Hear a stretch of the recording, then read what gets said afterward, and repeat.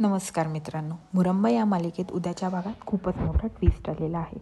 रमाची आई आजारी असल्यामुळे रमाच्या घरी अक्षय आणि माही त्यांना भेटायला आलेले असतात आणि तिथे रमा पण उपस्थित असते आणि अचानक ती अक्षयच्या समोर येते.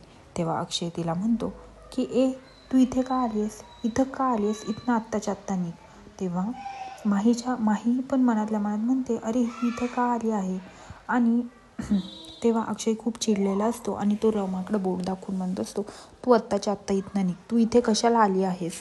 तेव्हाच साईला तो म्हणत असतो की साई ही इथे कशी आली आहे, हिचा काय संबंध इथं येण्यासाठी. तेव्हा साई म्हणतो, अहो अक्षय भाऊ, तुम्ही जरा शांत व्हा, मला तुम्हाला काही गोष्टी सांगायच्या आहेत, तुम्ही माझं पहिलं ऐकून घ्या. पण अक्षय काय ऐकण्याच्या मनस्थितीत नसतो, कारण की त्याला दिसल्याच खूप राग आलेला असतो, कारण की तो माहीला रमा आणि रमाला माही समजून बसलेला असतो आणि हा खूप मोठा त्याचा गैरसमज झालेला असतो. पण साई त्याला म्हणतो, अहो भाऊ, मला तुम्हाला हेच सांगायचं आहे की आपली खूप मोठी गफलत झालेली आहे. तुम्ही ज्या रमा समजताय ती रमा नसून माही आहे आणि आपली खरी रमा हीच आहे. असं बोलल्यानंतर अक्षय खूप शॉक होतो आणि आता ह्या माहीच्या तोंडावर पण 12 वाजलेले असतात आणि तिला आता तिचं खूप खोटं पकडलं जाईल याची भीती असते आणि अक्षय पण शॉक झालेला असतो.